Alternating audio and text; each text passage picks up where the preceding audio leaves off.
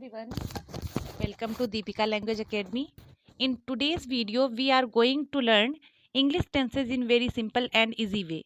If you want to improve your English speaking and grammar, this video is perfect for you. I am Deepika Sukla and today's our topic is tense. So students, अगर आज आपको tense के बारे में tension रहती है कि मेरे एग्ज़ाम आ गए हैं, मुझे टेंस नहीं आते हैं, तो आज आपकी वो टेंशन पूरी तरह से समाप्त होने वाली है।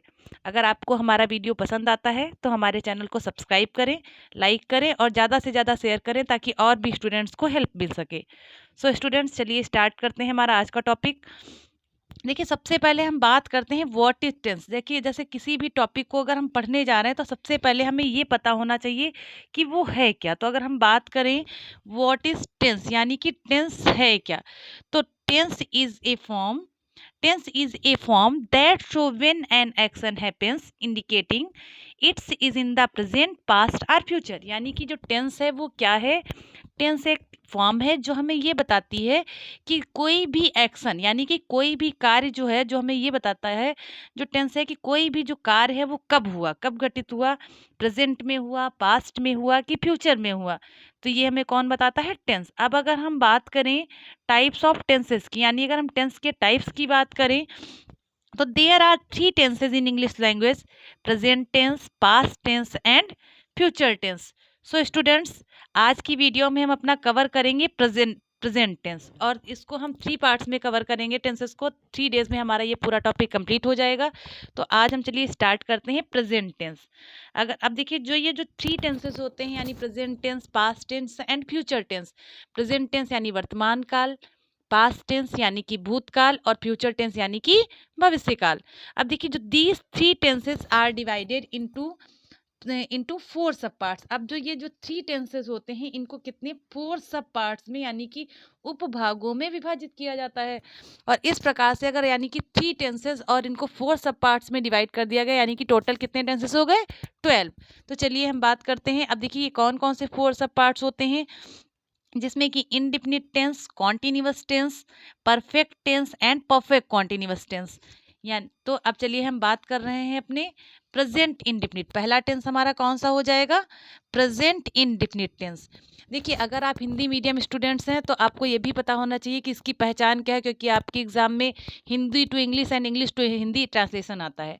तो देखिए, अगर प्रेजेंट इंडिफिनिट टेंस है तो यहाँ पे देखिए मैंने मेंशन नहीं किया, मैं आपको बता दूं। तो इसकी पहचान क्या होती है? ता है, यानी हिंदी जो सेंटेंस होते हैं उनके अंत में ता है, ती है, ते हैं, ताहू आदि शब्द लगे होते हैं। ठीक, इसके अलावा अगर हमारी वर्तमान की कोई हैबिट है, कोई आदत है, जैसे मैं सुबह जल्दी उठता हूँ, तो ये भी क्या है? ये भी प्रेजेंट इंडिफिनिट टेंस है। ठीक, तो ये तो हो गई पहचान। अब अगर हम रूल की बात करें तो देखिए, जो प्रेजेंट इंडिफिनिट जो टेंस है हमारा, उसका रूल क्या होता है, यानी कैसे हम उसको बनाएंगे। तो सबसे पहले देखिए हमें क्या करना है। अगर हम बात करें अफर्मेटिव सेंटेंस, तो देखिए अफर्मेटिव सेंटेंस क्या होते हैं? अफर्मेटिव सेंटेंस जिसमें सिंपल वे में किसी बात को बताया जाता है, कोई सूचना दी जाती है। तो अगर हमें अफर्मेटिव सेंटेंस को अगर हमें इंग्लिश में ट्रांसलेट करना है तो उसका रूल क्या होगा? सब्जेक्ट प्लस वी फर्स्ट, यानी कि वर्ब की फर्स्ट फॉर्म, एंड एस या ई एस प्लस ऑब्जेक्ट। अब देखिए एस और ई एस आपको कहाँ पे लगाना है ये मैं भी आपको नोट में बताऊंगी। ठीक, उसके बाद अगर हम बात करते हैं निगेटिव सेंटेंस की, तो निगेटिव सेंटेंस क्या होते हैं? निगेटिव सेंटेंस यानी नकारात्मक सेंटेंस जिसमें कि नहीं या कभी नहीं का बोध होता है। तो ऐसे सेंटेंस में क्या होता है? इसका रूल क्या होगा? सब्जेक्ट प्लस डू डज क्या है? इस टेंस की हेल्पिंग वर्ब है। तो subject plus do does plus not plus V first plus object. ठीक, ये हो गया आपका निगेटिव का रूल। अब अगर हम बात करते हैं इंट्रोगेटिव सेंटेंस, तो देखिए इंट्रोगेटिव सेंटेंस क्या होते हैं? जिसमें सिंपल वे में आपसे कोई क्वेश्चन पूछा जाए, कोई क्वेरी पूछी जाए, आपसे कोई क्वेश्चन पूछा जाए, तो वो क्या होते हैं? हमारे प्रश्नवाचक वाक्य होते हैं, उन्हें हम बोलते हैं इंट्रोगेटिव सेंटेंस। तो इसको हम कैसे ट्रांसलेट करेंगे? सबसे पहले हम राइट करेंगे क्वेश्चन वर्ड, या जिसे आप कह देते हैं इंट्रोगेटिव वर्ड। ठीक, उसके बाद क्या राइट करेंगे? Do does plus subject plus V first यानी वर्ब की first form plus object and question mark. Last में हमारा यहाँ पर क्या आ जाएगा? क्वेश्चन मार्क आ जाएगा। तो देखिए, अब ये तो हो गए रूल्स की बात। अब अगर देखिए यहाँ पे हमारी हेल्पिंग वर्ब क्या है? Do does. तो देखिए कहाँ पर हमें डू लगाना है, कहाँ पर डज लगाना है। तो अगर हमारा सब्जेक्ट सिंगुलर है यानी कि अगर एक वचन करता है तो हम क्या लगाएंगे? डज लगाएंगे।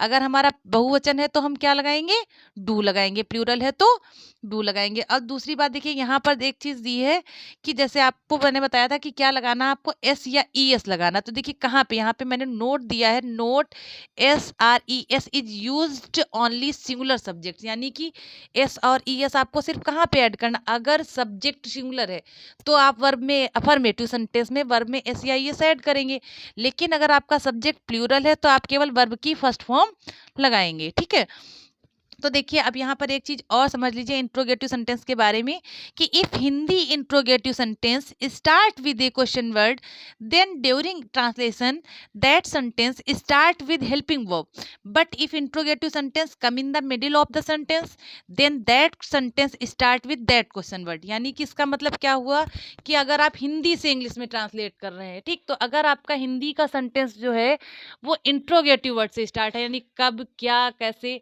ठीक, अगर ये स्टार्टिंग में आ जाए तो आपको क्या करना है, यानी कि डू डज से, ठीक, आपको कहाँ से स्टार्ट करना, तो आपको डू डज से सेंटेंस को स्टार्ट करना है। लेकिन अगर आपका जो क्वेश्चन वर्ड है ये सेंटेंस के बीच में आ जाए तो आप क्या करेंगे, अगर ये सेंटेंस के बीच में आ जाए तो आप इसको फिर उस वर्ड की मीनिंग राइट करेंगे। सबसे पहले क्या करेंगे, जैसे आ गया कि आप कहाँ रहते हैं, तो आपसे कौन वर्ड क्वेश्चन पूछ रहा है, कहाँ, तो आपको क्या करना है, कहाँ के लिए आपको सबसे पहले वेयर राइट करना है। ठीक है, तो देखिए अब जैसे अगर हम बात करें, ठीक, तो अब और तो अगर एग्जाम्पल की बात करते हैं, जैसे लिखा है स्टूडेंट्स प्ले क्रिकेट, ठीक, इसका मतलब क्या हो गया, स्टूडेंट्स प्ले क्रिकेट यानी कि विद्यार्थी क्रिकेट खेलते हैं। अब ये हमारा कैसा सेंटेंस है, ये हमारा अफर्मेटिव सेंटेंस। अब देखिए जो स्टूडेंट्स हैं यहाँ पर, तो स्टूडेंट्स कैसा है, स्टूडेंट्स जो है प्लूरल है, तो जब प्लूरल है तो आपको क्या करना है, वर्ब की केवल फर्स्ट फॉर्म लगानी है, यहाँ पर एस या ई एस का यूज नहीं करना है। तो क्या हो जाएगा, स्टूडेंट्स प्ले क्रिकेट यानी कि स्टूडेंट्स क्रिकेट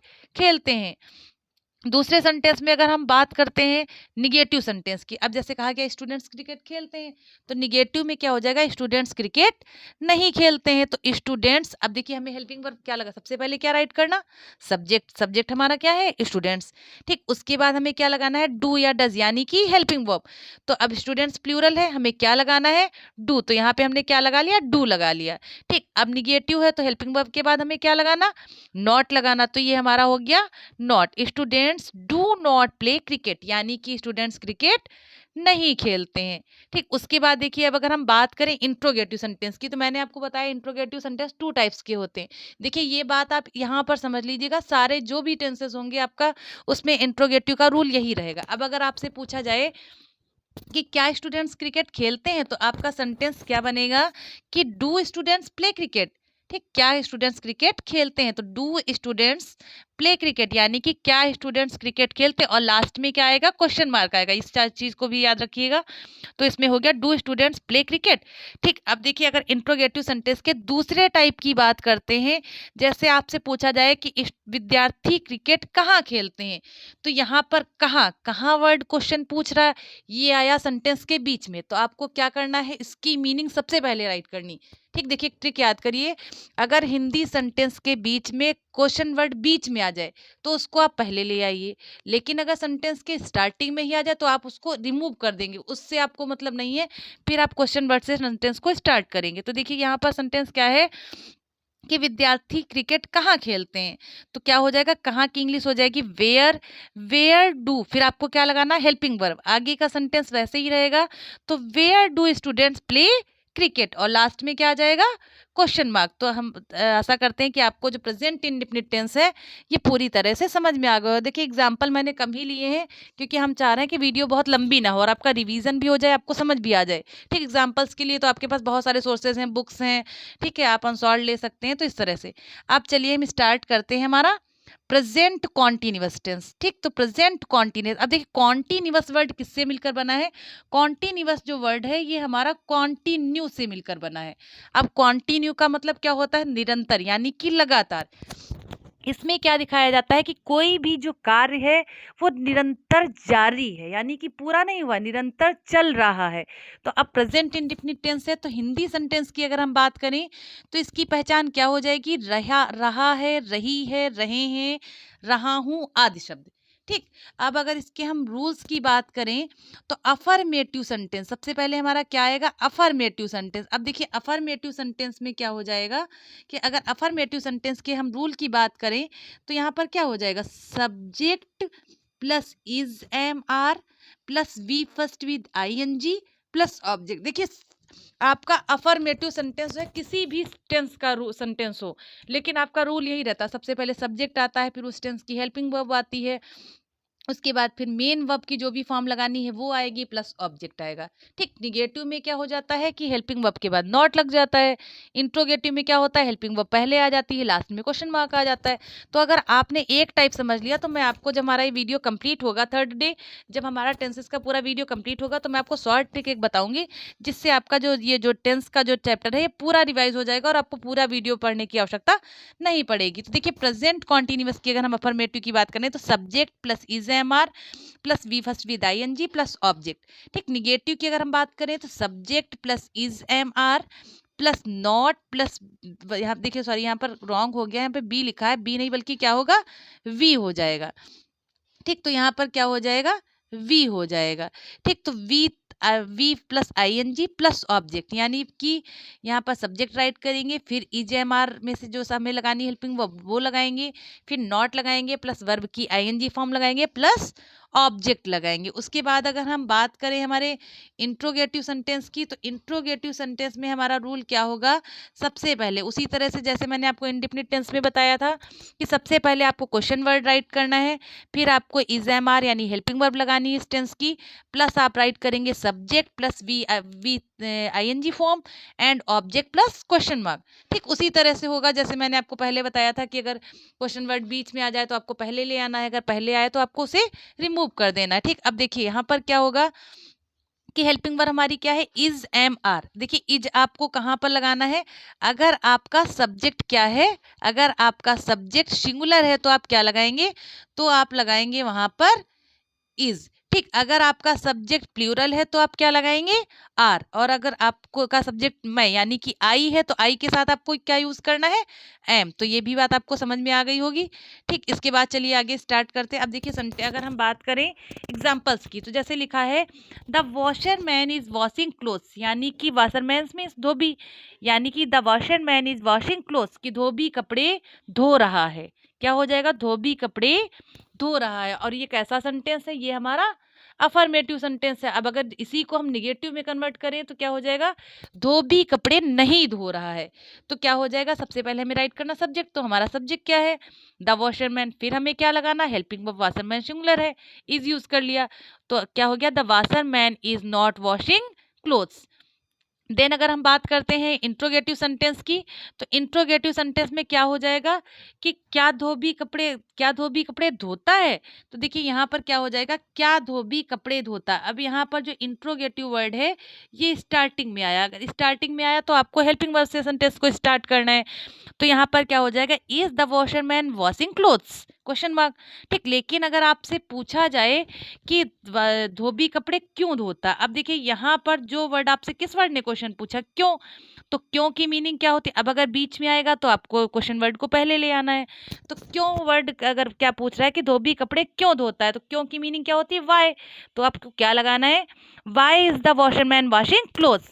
ठीक, तो अब ये भी समझ गए होंगे, यहाँ पर हमारा प्रेजेंट कॉन्टिन्यूअस टेंस भी कंप्लीट हो रहा है। अब देखिए हम बात करेंगे प्रेजेंट परफेक्ट टेंस की। अब परफेक्ट का मतलब क्या होता है, जैसे कहें वो परफेक्ट है, यानी कि मतलब क्या है, पूर्ण। तो इसको, इस सेंटेंस को हम क्या बोलते हैं, इस टेंस को, इसको हम बोलते हैं पूर्ण वर्तमान काल। अब देखिए यहाँ पर क्या होता है कि इस सेंटेंस, अगर हिंदी सेंटेंस की बात करें तो इसके लास्ट में होता है चुका है, चुकी है, चुके हैं, लिया है, दिया है। यानी इसमें ये दिखाया जाता है कि कोई भी कार्य जो है वो वर्तमान समय में पूरा हो चुका है, मतलब कार्य को पूरा हुए बहुत टाइम नहीं हुआ है, लेकिन कार्य क्या हो गया, कार्य पूर्ण हो चुका है। ठीक, तो अब अगर हम इसके रूल्स की बात करते हैं, क्योंकि आप पहचान तो समझ ही गए, अब अगर हम इसके रूल की बात करें तो यहाँ पे रूल क्या हो जाएगा, अगर अफर्मेटिव सेंटेंस की हम बात करते हैं तो अफर्मेटिव का रूल क्या हो जाता है, subject plus has have plus V third plus object. ठीक, क्या हो जाएगा, subject plus has have plus V third plus object. ठीक, तो अब यहाँ पर इस टेंस की हेल्पिंग वर्ब क्या हो गई, हैज हैव। ठीक, आपको वर्ब की कौन सी फॉर्म लगानी है, थर्ड फॉर्म लगानी है। ठीक, उसके बाद अगर हम बात करते हैं निगेटिव सेंटेंस की, तो निगेटिव सेंटेंस का रूल क्या होता है, देखिए मैंने क्या बताया कि आपको सिर्फ अगर अफर्मेटिव से निगेटिव में चेंज करना है तो आपको सिर्फ हेल्पिंग वर्ब के बाद नॉट लगा देना है। देखिए अब यहाँ पर क्या है, हेल्पिंग वर्ब क्या है हमारी, हैज हैव, तो हम यहाँ पर क्या करेंगे, सब्जेक्ट प्लस हैज हैव और प्लस क्या लगा देंगे, नॉट लगा देंगे। Subject plus has have plus not plus V third plus object. ठीक, तो ये आपका बन जाएगा निगेटिव सेंटेंस। उसके बाद अगर हम इंट्रोगेटिव सेंटेंस की बात करें तो interrogative word, then has have यानी helping verb, then subject, then V third plus object plus question mark, तो ये हो गया आपका इंट्रोगेटिव सेंटेंस। अब देखिए इसमें भी हेल्पिंग वर्ब में अगर हम बात करें आपको किसके साथ क्या लगाना है, देखिए अगर आपको ये भी नहीं याद रहता कहाँ पे हम हैज़ लगाएं कहाँ पे हैव लगाएं, तो देखिए हैज़ में 3 लेटर्स हैं और हैव में कितने लेटर्स हैं, हैव में 4 लेटर्स है। तो जो छोटा है वो सिंगुलर को हम क्या मानेंगे, क्योंकि सिंगुलर एक व्यक्ति होता तो उसको हम क्या मान लेंगे, छोटा मान लेंगे। तो हैज़ हम किसके साथ लगा देंगे, सिंगुलर के साथ लगा देंगे हैज़, और प्लूरल में 4 वर्ड्स हैं तो प्लूरल के साथ क्या लगा देंगे, हैव लगा देंगे। तो देखिए अब यहाँ पर जैसे क्या हम बात करते हैं, अगर आगे जैसे अगर एग्जाम्पल्स की बात करें कि हम प्रयागराज जा चुके हैं, यानी कि कार्य क्या हो चुका है, कार्य पूरा हो चुका है, तो हम प्रयागराज जा चुके हैं। अब इसमें सब्जेक्ट क्या है, हम की इंग्लिश क्या होगी, वी।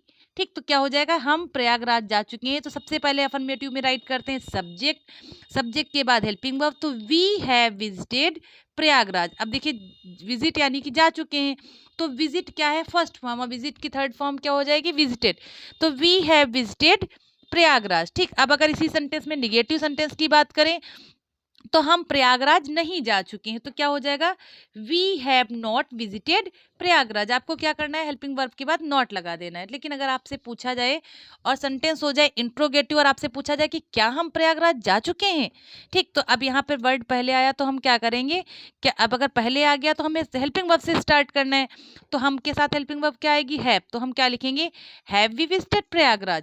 ठीक, अब अगर आपसे देखिए सेकंड टाइप अगर आपसे पूछा जाए कि हम प्रयागराज कब जा चुके हैं, अब देखिए कब वर्ड सेंटेंस के बीच में आ गया, तो आपको सबसे पहले इसकी इंग्लिश लिखनी है। अब कब की इंग्लिश क्या होगी, व्हेन, तो हम क्या लिखेंगे, when have we visited Prayagraj, यानी कि हम प्रयागराज कब जा चुके हैं। ठीक, तो यहाँ पर आपका ये भी टेंस कंप्लीट हो गया है। उसके बाद हम बात करते हैं प्रेजेंट परफेक्ट कॉन्टिन्यूअस टेंस की, ये हमारा आज के टॉपिक का लास्ट स्लॉट है। तो देखिए हम बात कर रहे हैं प्रेजेंट परफेक्ट कॉन्टिन्यूअस टेंस। अब प्रेजेंट परफेक्ट कॉन्टिन्यूअस की पहचान क्या होती है, देखिए इसमें भी एक वर्ड क्या जुड़ा है, कॉन्टिन्यूअस। तो जैसे कॉन्टिन्यूअस में होता है रहा है, रही है, रहे हैं, वैसे इसमें भी क्या है, रहा है, रही है, रहे हैं। बस डिफरेंस क्या होता है, यहाँ पे जो भी एक्शन है उसके होने का टाइम भी दिया होता है कि 2 घंटे से 4 घंटे से, 4 बजे से, 2 साल से, 1 साल से, 2020 से, इस तरह से। ठीक, तो इसमें रहा रही के साथ साथ कार्य होने का समय भी दिया होता है। तो अब अगर देखिए हम इसके टेंस इस टेंस के अगर हम रूल्स की बात करें तो यहाँ पर अफर्मेटिव सेंटेंस में क्या हो जाएगा, इसका रूल क्या हो जाएगा, इसका रूल हमारा हो जाएगा subject plus has have plus been plus object, sorry यहाँ पर देखिए क्या हो जाएगा, subject plus has have plus been plus V first with ING plus object, यानी आपको क्या करना है, सब्जेक्ट लगाना है, फिर हैज हैव जैसा कि आप प्रेजेंट परफेक्ट में लगाते थे, सिंगुलर के साथ हैज, प्लूरल के साथ हैव। ठीक, तो उसी तरह से आपको लगाना है। उसके बाद यहाँ पर आपको क्या करना है, बीन लगाना है। ठीक, उसके बाद आपको क्या लगाना है, वर्ब की आईएनजी फॉर्म। यहाँ पर देखिए कॉन्टिन्यूअस में भी हम आईएनजी लगाते थे और परफेक्ट कॉन्टिन्यूअस में भी हम आईएनजी लगाएंगे, तो वर्ब की आईएनजी फॉर्म और प्लस ऑब्जेक्ट। ठीक, उसके बाद अगर हम बात करें निगेटिव सेंटेंस की, तो निगेटिव सेंटेंस में क्या हो जाएगा, सबसे पहले हम राइट करेंगे सब्जेक्ट प्लस हैज हैव। अब देखिए अगर आपको हेल्पिंग वर्ब में एक से अधिक वर्ड्स मिल जाए, देखिए यहाँ पे हेल्पिंग वर्ब में क्या है, has been and have been, तो अगर आपको हेल्पिंग वर्ब में एक से अधिक वर्ड्स मिल जाए तो आपको, अगर आपको निगेटिव बनाना है तो आपको क्या करना है, फर्स्ट वर्ड के बाद आपको नॉट लगा देना है। ठीक है, फर्स्ट वर्ड के बाद नॉट लगा देना है। उसके बाद हेल्पिंग वर्ब में जितने भी बचे हुए वर्ड्स होंगे उनको आप बाद में राइट करेंगे। जैसे आप अभी फ्यूचर परफेक्ट कॉन्टिन्यूअस में आएंगे तो हेल्पिंग वर्ब हो जाएगी will shall, will have been, shall have been. ठीक, तो आपको भी क्या करना होगा, सिर्फ आपको जो फर्स्ट जो वर्ड है उसके बाद नॉट लगा देना है, और बची हुए जो हेल्पिंग वर्ब के जो वर्ड्स होंगे उनको आप बाद में मेंशन करेंगे, ठीक है। तो यहाँ पे निगेटिव सेंटेंस में क्या हो जाएगा, निगेटिव सेंटेंस में हमारा हो जाएगा सबसे पहले हम राइट करेंगे सब्जेक्ट प्लस हम राइट करेंगे हैव एंड राइट करेंगे not plus been plus V first with ING plus object. तो ये हमारा हो गया निगेटिव सेंटेंस का रूल। उसके बाद अगर हम लास्ट में बात करते हैं इंट्रोगेटिव सेंटेंस, तो इंट्रोगेटिव सेंटेंस में हमारा क्या आएगा, सबसे पहले आता है इंट्रोगेटिव वर्ड, यानी कि जिसे आप क्वेश्चन वर्ड कहते हैं। तो सबसे पहले हम राइट करेंगे इंट्रोगेटिव वर्ड, देन आप राइट करेंगे have plus subject plus been plus V first with ING plus object. ठीक, तो आशा है कि आप इसको समझ गए होंगे। अब देखिए यहाँ पर आपको एक चीज़ समझनी है, और ये आपकी past perfect continuous and future perfect continuous आपके तीनों टेंसेस में, प्रेजेंट परफेक्ट कॉन्टिन्यूअस में तो काम आएगा ही। ठीक, तो यहाँ पर आप ये चीज़ समझ लीजिएगा कि यहाँ पर जो टाइम इंडिकेट किया जाता है, तो टाइम को इंडिकेट करने के लिए क्या यूज़ होता है, टाइम को इंडिकेट करने के लिए यूज़ होता है सिंस एंड फॉर का। अब देखिए सिंस एंड फॉर का यूज़ कहाँ पर करना है, since and for use to indicate time. अब देखिए सिंस का यूज आपको कहाँ करना है, तो since is use to denote definite time. अब देखिए डिफिनिट का मतलब क्या होता है, निश्चित, यानी सिंस का यूज आपको कहाँ पर करना है, जहाँ पे निश्चित समय हो। अब जैसे कहा गया 4 बजे से, तो क्या है, निश्चित समय है, ठीक है। जैसे कहा गया सुबह से, तो निश्चित समय है, ठीक। 2020 से 2025 से, तो ये क्या हो गया, ये हमारा निश्चित टाइम है। तो इसके लिए डिफिनिट टाइम, इसके लिए हम क्या लगाएंगे, इसके लिए हम लगाएंगे सिंस। ठीक, अब जैसे कि एग्जांपल में देखिए लिखा है जैसे सिंस 2 o'clock, तो यानी 4 बजे से 6 बजे से 8 बजे से, जो भी लिखा है तो वहाँ पर आप सिंस का यूज़ करेंगे। उसके बाद लिखा है सिंस 2025, यानी कि कोई भी ईयर अगर आपको दिया है तो आपको वहाँ पे सिंस लगाना है। Since morning, since night, since last night, तो वहाँ पर आपको सिंस का यूज़ करना है।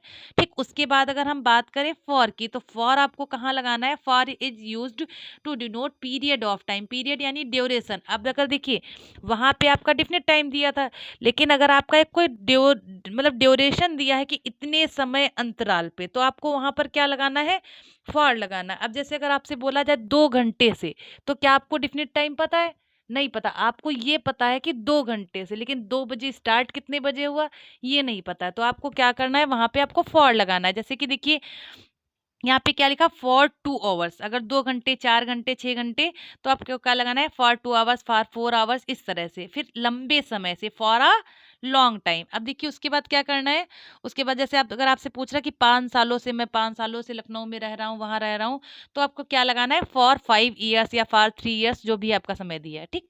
तो यहाँ पर आपको सिंस और फॉर वाला जो कॉन्सेप्ट है वो भी क्लियर हो गया होगा।